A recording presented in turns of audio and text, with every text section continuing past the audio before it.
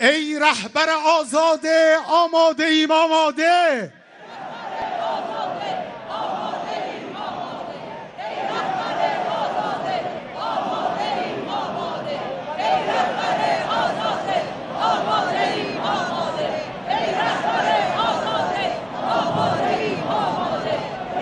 تا دقایق دیگر در این خواهیم نشست.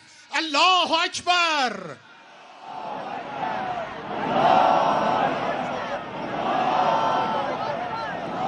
این ندای هم عهدی ایرانیان مسلمان، ایرانیان انقلابی است. بشنوید الله اکبر.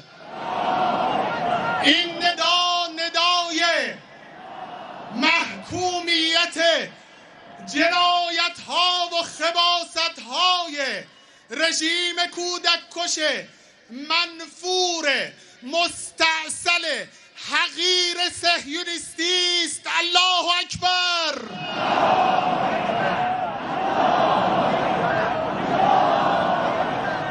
این شعار توحیدی، دینی و انقلابی ما در محکومیت همراهی، نقشه کشی و توطئه چینی به ظاهر پنهان اما ما میبینیم آمریکاست. الله اکبر.